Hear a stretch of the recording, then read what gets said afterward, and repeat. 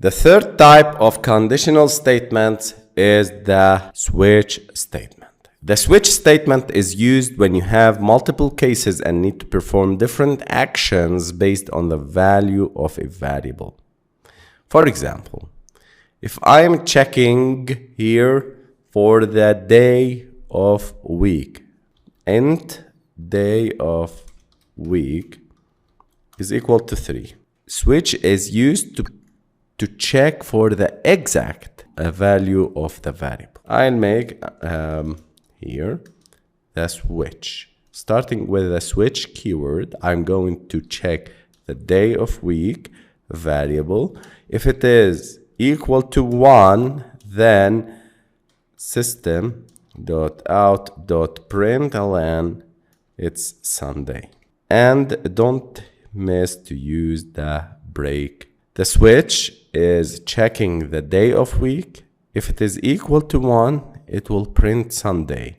If it is equal to here case 2, then it will print it is Monday. If it is case 3, then it will be Tuesday. Okay, and here I can end with the default.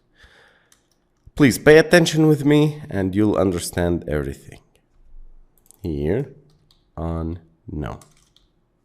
In this example, the switch statement checks the value of the variable day of week.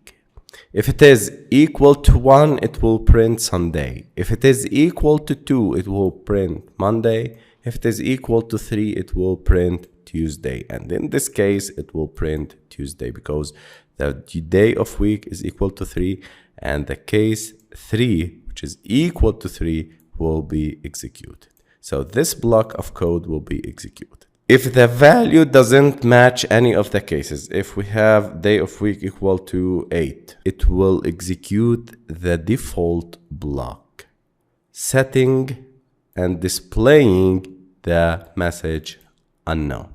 So if there is no condition met or there is no case matched, it will print the default and execute the default section. Let me run, for example, the day equal to 3, run the program, and here we get Tuesday. Let me change the day of week to 8.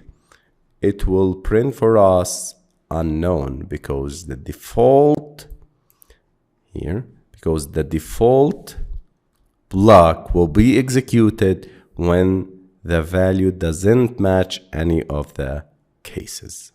So this is how we use the conditional statements and how to use the switch in Java.